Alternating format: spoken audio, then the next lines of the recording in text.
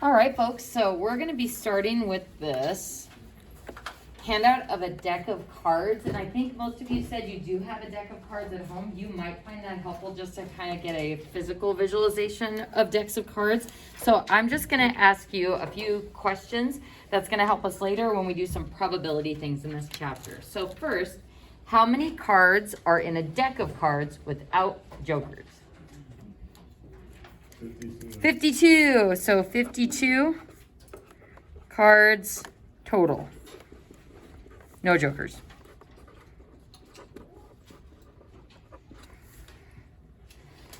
How many black cards are there? 26 black cards. And which cards are black? Clubs and spades. So maybe we should start with how many suits are there? 4 suits.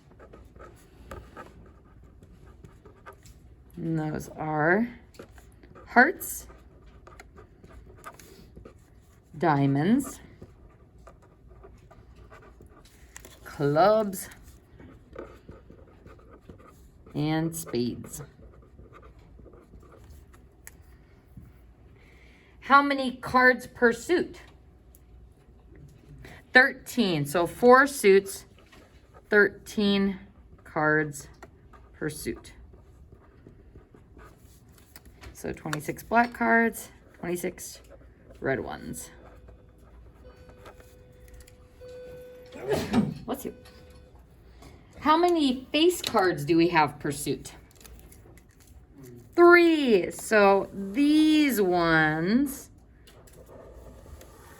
the king, queen, and jack of clubs, of spades, of hearts, and of diamonds, those are the face cards. So 3 per suit, 12 total. So 3 face cards per suit. So this is some of the basic card knowledge that will be important and helpful to you as we start doing some more things with probability later on in this chapter. If you are not super comfortable with decks of cards, what I recommend is play a card game with your family over Thanksgiving break or maybe over the weekend. Familiarize yourself. Maybe sit down and play a game of solitaire. But this is going to help you with some of the probability stuff that we do later. So 13 cards per suit, 4 suits, 3 face cards per suit, and those are the 4. So these ones are the clubs and the spades. Those are the black cards. And hearts and diamonds are the red ones. Or I have a Lisa Frank deck that is pink and purple for the suit colors. So folks, go ahead and keep this handy, especially if you aren't as familiar with decks of cards. If you're pretty confident on your card knowledge, you don't have to use this, but keep it on hand if you would like. And folks, we're going to be starting this unit with sets and notation. So before we get into probability, we're going to talk about how we can build sets and represent sets. So first, go ahead and put your name up at the top, along with, I can do this online.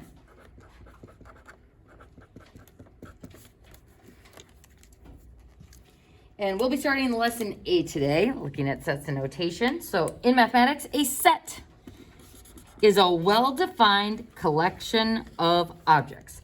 These objects could be numbers, results, or just simply a list of terms. So for example, if we said the set of states that border Iowa, we use these happy little squiggle brackets.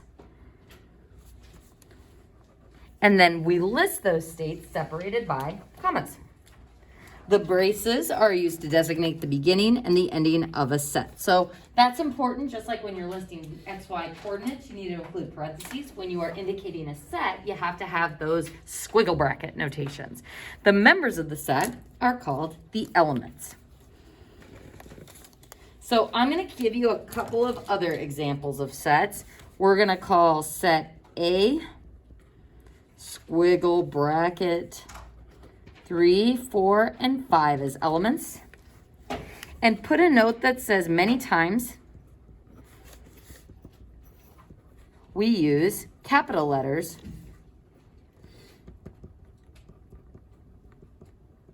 to name sets. So many times we use capital letters to name sets. So I would call that set A. Oop, and I did a regular bracket instead of a squiggle one. Out of practice. So that would be set A. We're also going to name a set B. So set B is equal to 5, 6, and 7. Now, typically the proper way of writing sets is to put the items in numerical order, but in the practice set, when you're looking at those sets, they won't always be in order. But when we start comparing them and doing operations with them, it is helpful if you have them written in numeric order. So folks, part of set notation is figuring out some of these abbreviations or symbols that we use. So we're gonna go into the set notation guide and get into what some of these different symbols mean. Now, this symbol, what letter does it look like? It kind of looks like an E. So this little E symbol means element. So E for element. And let's just practice drawing that. I kind of like to do kind of like a C and then a line in it. And what it really means when we see it in set notation is an element of. So E for element, is an element of. So for example, I could say 3, that little E symbol, A. This means, going back to this set A that we defined, that 3 is an element of set A. Sometimes in upper level math classes, they also use that E for exists. So you could say 3 exists in that set, but I like to use the word element because that's what those set items are called. We could also say 6 is an element of B. Now, what do you think this notation means? Not an element of. Wonderful. So just like we have our not equal symbol with a slash through the equal sign, this means not an element of. So let's just practice drawing that. So this is not an element of.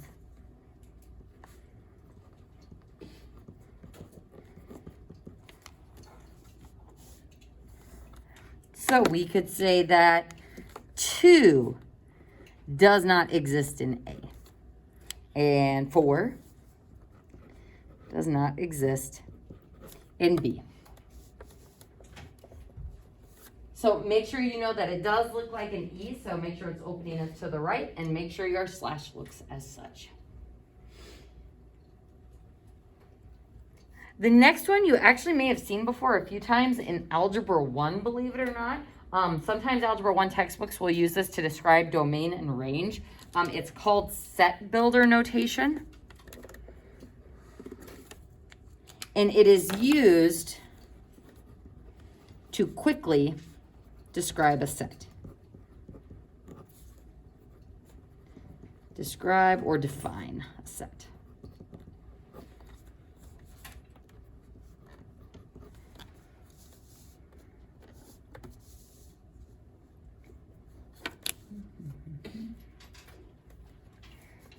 So, for example, let's say we wanted to define a new set, C. And again, normally we use capital letters to denote sets. So C equals, we use our squiggle brackets.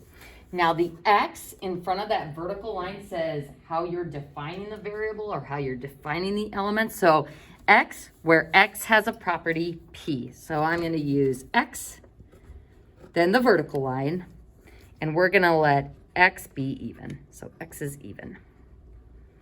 So this would mean the collection of all even numbers. So the set of all even numbers.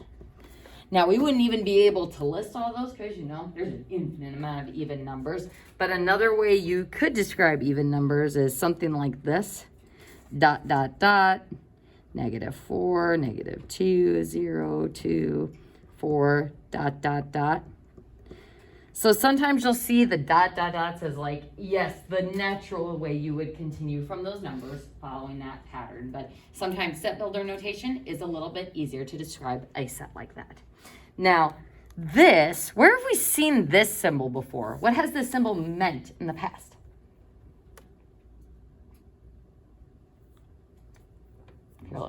No solution. So this typically means no solution. For set notation, this is the empty set. And it makes sense when you think about no solution because it's like there's nothing that will work. There's nothing I can even put into those squiggle brackets that will work for a solution or in the empty set. So this set, we kind of name it like this, but there are no elements in it. So it contains 0 elements.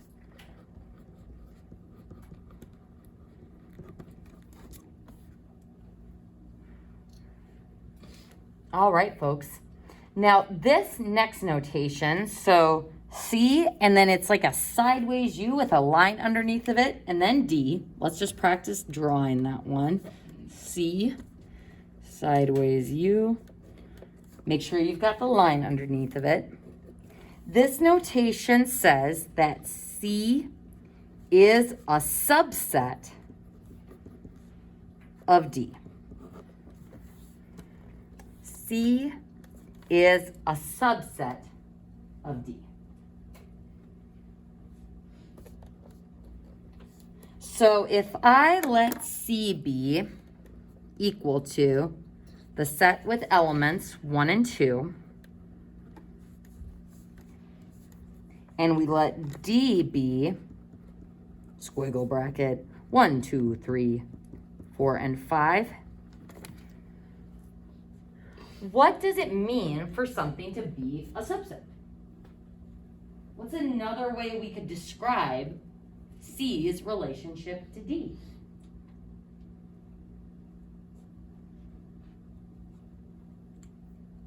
For something to be a subset, all of C's elements in this case, all of C's elements are in D. So let's practice writing that notation again. I can say C is a subset of D. Can I say that D is a subset of C? No, because C doesn't have 3, 4, and 5. So just like we have the not an element of, we also have slash through that symbol, not a subset of.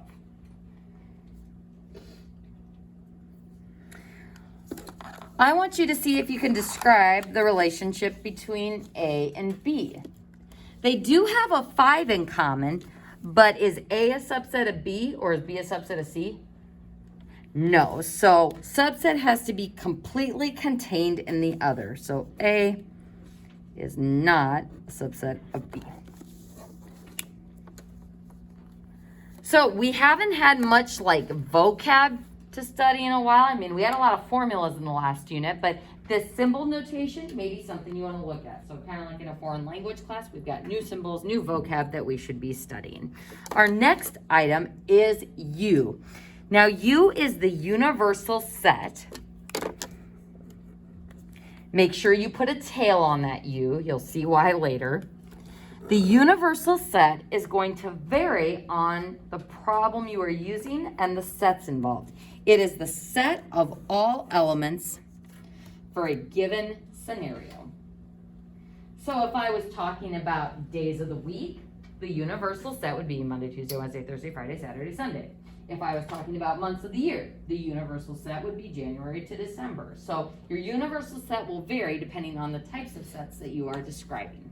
Now, this notation, G with the apostrophe or G with a little superscript of C, means G prime. I'm actually going to write it next to these. This one is read as G prime. This one is read as the complement of G. So G's complement or the complement of G. Notice how complement is spelled? It's not like you say, hey, that's a nice looking G you have there. Complement means kind of the opposite of. Where have you heard that word complement or complementary before? Anyone? Colors, complementary colors. So if we have one color, it will have a complement existing on the other part of the color wheel. So if I'm talking about G's complement or G prime, what this means is that this is in U, in my universal set, but not in G. And I'd like you to write, because this is important, that G plus G prime will always be equal to U. So if I say G is Thursday, then the complement of G, or G prime, would be all of the other days. If I add Thursday and all of the other days together, we get U, or the universal set of the days of the week. So if set G is Thursday, then G prime is all other days, where the universal set is days of the week.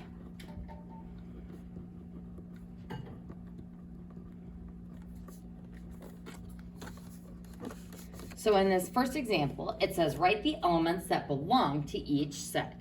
So in A, it says X is defined where X is a natural number less than 5. Do you guys remember what natural numbers are? It's the smallest subcategory we have of numbers. It goes real numbers, rational and irrational numbers, then it goes down to integers and then whole numbers, and then natural numbers is the smallest subcategory. Natural numbers are whole numbers without zero included. So natural numbers less than 5 would be 1 and 2 and 3 and 4. Is 5 included? Is 5 less than 5? Nope. So that would be my set. And again, folks, you don't have to be super great with your squiggle brackets. You can just do one of these. I don't care. You don't have to do like the fancy. Oh, what a nice squiggle there. Kind of looks like this. Okay. What about the next one? Q is the day of the week we have school. So, well, this is an interesting problem given the scenario. So normally we have school on Mondays, Tuesdays, Wednesdays, Thursdays, and Fridays. See what I did there? Started off with the main word and then started simplifying all the way down. Why R for Thursday? Because then you don't have double T's, so that's a strategy for days of the week. You can do R for Thursday, and that doesn't say WTF for the end of the week as well. So that would be our days of the week that we have school.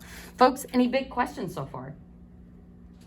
I think it's a nice change of pace from all the really heavy money stuff we did last chapter. So set notation can be kind of fun, as can the Venn diagrams. Go ahead and turn the page.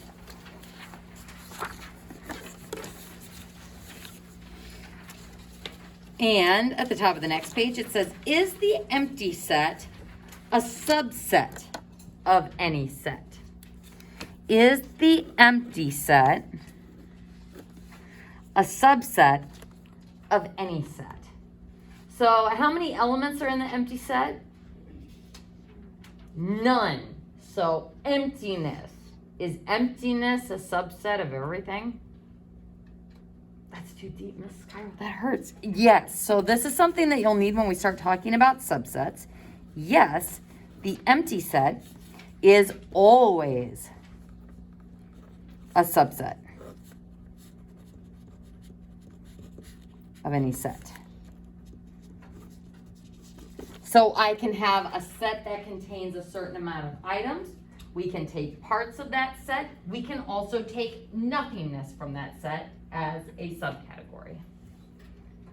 So it'd be like category is like dogs. We could have corgis. We could have different types of retrievers. But then our no category would be like it's not a dog at all. So that's kind of like our empty set there. So it is always a subset of any set. So we're going to consider these two sets, A and B. It says find all sets such that X is a subset of A. So X is a subset of A. So we know that the empty set is going to be 1. So if A is 1 and 2, the empty set is 1. And notice that there are no squiggle brackets. The empty set is just the name of it. So no brackets around that notation. What is another subset of A?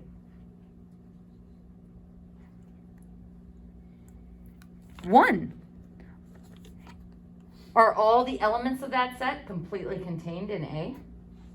Yes. We could have 2. 2 is a subset. Oops, I'm in the wrong place. 2 is the subset of the set that contains 1 and 2. There's one more. 1 and 2. The set that has the same exact elements is also a subset of A. So how many subsets did we find? A total of 4. So there is a pattern that we are going to see as we start finding subsets. There are 2 elements of A, and there are 4 subsets of A. 2 elements of A, 4 subsets of A. On B, we are finding all sets Y such that Y is a subset of B. Are we going to have more or less subsets for this one? There's going to be more because there are more elements in B, which means we can create more unique subsets. So let's start with the empty set. Will always be a subset. Next, and this is where we start getting into kind of combination strategies. You can list them in any order, in any way that you wish, but let's start with all of the single element subsets first. So single element of 3, that would be a subset of B. Single element of 4, that would be a subset. Single element of 5 would be a subset as well. So I've got the empty set and the 3 single digit sets. Next, let's move to the double digit sets. So we could have 3, 4. We could also have 3, 5. So I'm taking the smallest number, pairing it with 1, smallest number, pairing it with the other. Using that same strategy, what about 4? I can do 4 paired with 5.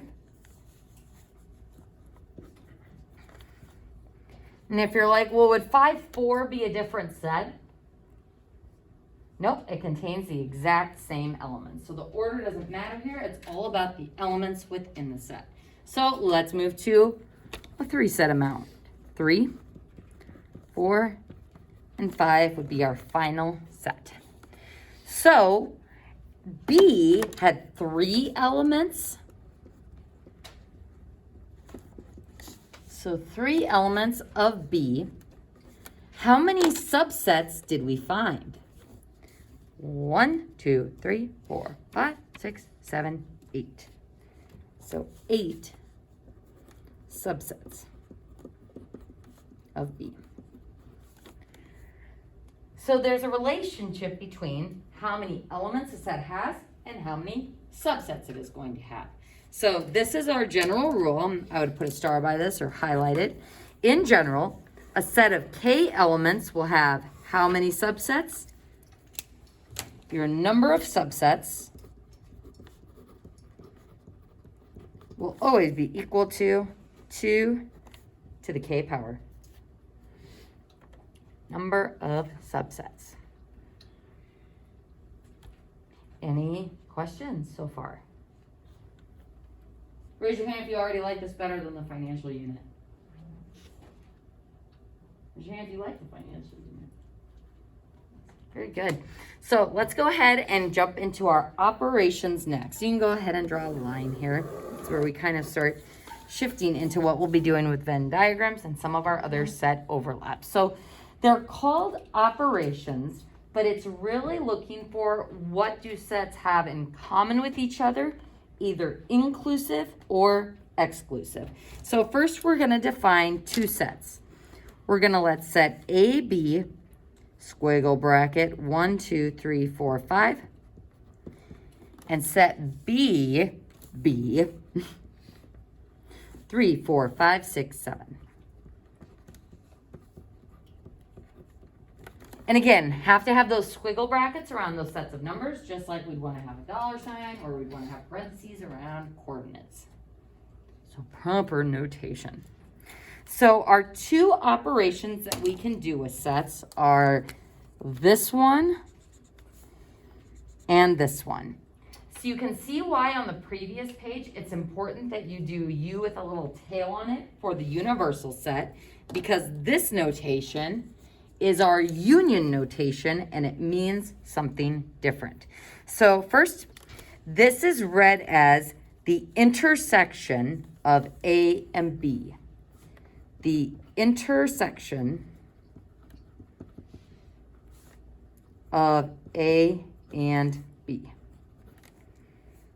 And it means that the items are in both sets.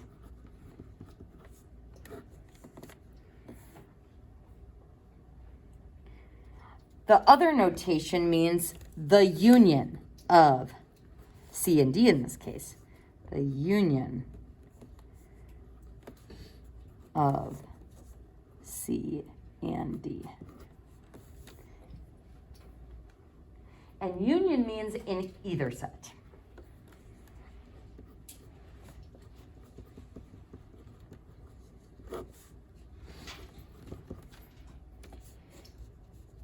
So intersection is more exclusive and union is more inclusive. So if we were looking for the intersection of A and B, an example would be one show that we would all watch together. Do you think it would be easy for all of us to agree on one show? I don't know, maybe, but we probably all have different tastes, or maybe one class food or something, a snack to bring in. We all have different tastes. So the intersection is more exclusive, where we say, hey, it has to be something that we both or that we all can tolerate. If we say the union, it's more of a party. It's saying, hey, what's everybody like? Let's just make a list of everything that everybody's into, and we would get more elements in a set like that. So if we were looking at the intersection of A and B, so in A and B, and how I remember that this symbol is intersection is it kind of looks like an N.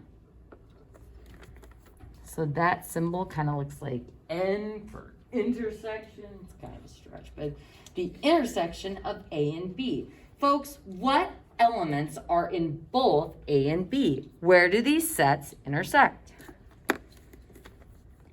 A intersect B, or the intersection of A and B would be, do they both have 1? No. Do they both have 2? No. Do they both have 3? Yes. So you can see the benefit of having them written in numerical order, because then you can just kind of sift through and see what they have in common. So the intersection of A and B would be 3, 4, and 5. And I don't know why we use C union D here. Let's go ahead and do A union B. So this means in the first set or the second set. Now union or together, it looks like a U. So A union B means in either set. What can we make out of all of them? So this would contain all of the elements. but not repeats. So only the unique ones. So I'll have 1, then 2, then 3, but 3 only once. So we're only listing the unique elements. We're not like adding it together and making this set with multiple items that are the same. So 1, 2, 3, 4, 5, 6, 7. So union is either or. Intersection is more exclusive, and it has to be the overlap of the two sets. So actually, let's write that by intersect. Intersection is overlap. And that's going to help us once we start doing some of our stuff with Venn diagrams. So folks, we're going to go ahead and take a look at the following sets. U is my universal set. So notice this little shorthand way of writing it. That just means that the universal set is all my integers from 1 to 12. So those dots mean yep, 5, yep, 6, 7, 8, 9, 10, 11, and then the 12. Set A appears to be odd numbers. B, multiples of 3, I guess. And then C, 1 through 5. So we are going to find the following. First, the union of A and B. So what elements do A and B contain? So in either set, A has 1, B doesn't have 1. A has 3 and B has 3. A has 5. B has 6. A has 7. They both have 9. And then 11 and 12. So union is both sets put together. But I'm not listing repeated elements. Did you remember your squiggle brackets? Woo! Let's go ahead and look at B, the intersection of A and C. So what do sets A and set C have in common? And again, the benefit of having them written in numerical order is you can kind of use your fingers and trace through. What's the first item they have in common? 1. What's the next item that they both have? 3. And the next one? 5. So intersection is the ones that they have in common, or the overlap. Now, C is asking for the complement of A, or A prime. That means in the universal set, but not in A. So if the universal set is 1 through 12, and A is just the odd numbers, what will the complement of A be, or A prime? The even. So 2, 4, 6, 8, 10, and 12. And notice that if I were to do the union of A and the complement of A, we would have the entire universal set. 1, 2, 3, 4, 5, 6, 7, 8, 9, 10, 11, 12. So together, union A and complement of A equal the universal set. All right, folks. Oh, you're going to love this. This is a PEMDAS problem. What does PEMDAS say to do first here? Parentheses. We do what is inside the parentheses first. So we want A union B. Hey, we already found that right up here. We already know that A union B is that. So what we want to do is find the complement of this set, which means what elements are in the universal set, but not in this one. So this set has 1, and 3, which means its complement would have 2. It's got any of the missing values. So between this set and the complement set, we should make the universal set. So 1, 2, 3. What's next? 4. We've got 5. We've got 6. We've got 7. We need 8. So 8 would be in the complement. What else would we need in the complement set?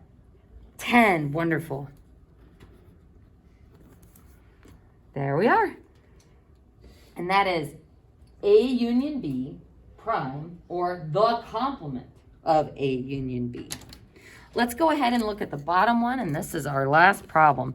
We've got A union B again, so still that pink set up there, but we're going to find the intersection of that and the complement of C. Now that's kind of a lot, so on some of these problems you will want to show a little bit of work. If you're like, well, what work could we possibly show here? Let's go ahead and find the complement of C, or C prime, first. So what elements are in the universal set but not in C? C is 1, 2, 3, 4, 5. What will C prime have? 6 through 12. So 6, 7, 8, 9, 10, 11, 12. Now we don't have to write that whole thing, but you might find it helpful when you go to find where does A union B, this one, have an overlap with this set. So what numbers do these two have in common? They're in numerical order. 1 is out because only one of the sets has it. 3's out. 5's out. They both have 6. They both have 7. They do not both have 8. They both have 9. They both have 11. And they both have 12. And that would be our final answer for that one. Questions? All right, folks, I think we'll go ahead and stop there. And what I would like you to do is you can start working on your practice set. Again, Unit 8, this is the practice set. It says Unit 8 practice set down at the bottom here too as a footer. So put your nombre up at the top here. On the first ones, you're just writing true or false. So is 3 a subset of that one? Or sorry, is 3 an element of that one? Sorry, not subset. Is 3 an element of that set? On these problems, you are using the defined sets here, and you will be inserting the is a set or is not a subset notation to make each statement true. On 17 through 18, you are filling in a number in the blank to make each statement true. So how many subsets does A have? How many subsets does B have? Then on the next portion, you are going to be inserting the intersection notation or the union notation to make each statement true. So you should be able, based on the notes we did today, to do page 1 and 2. Hashtag all. Those pages will be officially due, I think it's Tuesday at 10, but you can turn them in whenever you have them done. I'd like to give you some opportunities now to, if you have any questions on the project, you can go ahead and ask those now, or you can be working on this. If you have any other questions or concerns, if you need to grab your calculators, go ahead and get those back to you.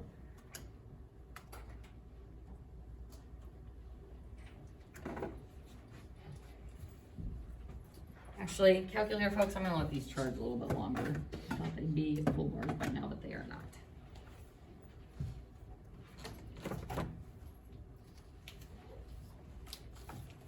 Actually, while you guys are working, we can go ahead and maybe do a few more of these strength finders before we leave. We were on responsibility. That's a good one. Or were we on restorative? Responsibility? Alrighty. Responsibility. Your responsibility theme forces you to take psychological ownership for anything you commit to. And whether large or small, you feel emotionally bound to follow it through to completion. Your good name depends on it. If for some reason you cannot deliver, you automatically start to look for ways to make it up to the other person. Apologies are not enough. Excuses and rationalizations are totally unacceptable. You will not quite be able to live with yourself until you have made restitution. This conscientiousness, this near obsession for doing things right, and your impeccable ethics combine to create your reputation, utterly dependable. When assigning new responsibilities, people will look to you first because they know you will get it done. When people come to you for help, and they soon will, you must be selective. Your willingness to volunteer may sometimes lead you to take on more than you should. Is this you? Raise your hand if you're a strong 4 or 5 on this one. Responsible folks. All right, classmates, look at your responsible folks. If you need to know when deadlines are, you can ask them. No, I'm just kidding. You can always ask me if something isn't right on Canvas. Some teachers forget to publish stuff. I am sometimes one of those teachers, so if you're like, we literally cannot find this, Miss Cairo, please just shoot me an email. Please let me know if something doesn't look right. What about my 3s, my middle of the roads on this one? And my 1s and 2s? I'm probably at 3 or 4 on this one. It's a little bit tough.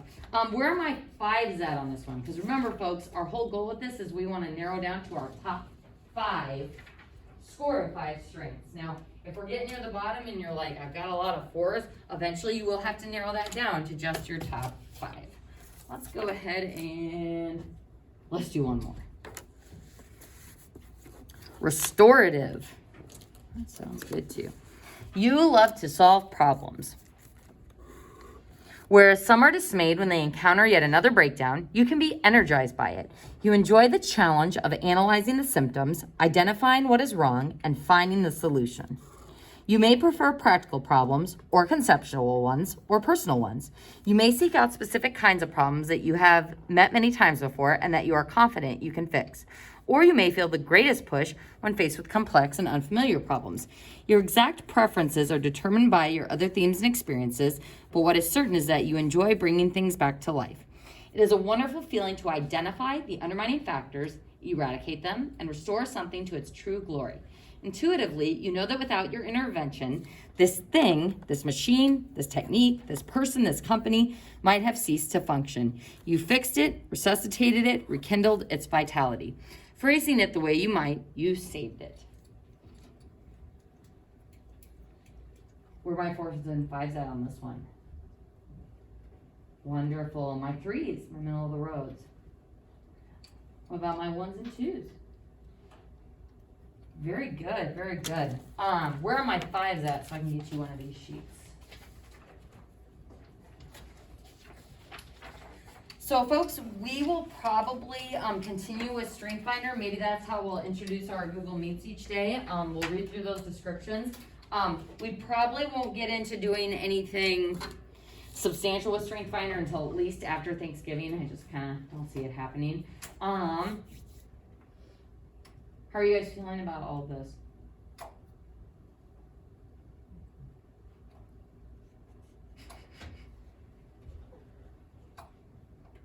I know that some of you probably have a lot on your mind with like the holidays coming up and stuff like that and families making decisions. So be patient with yourselves, be patient with others, continue to try to do the right thing, continue to work hard and stay motivated.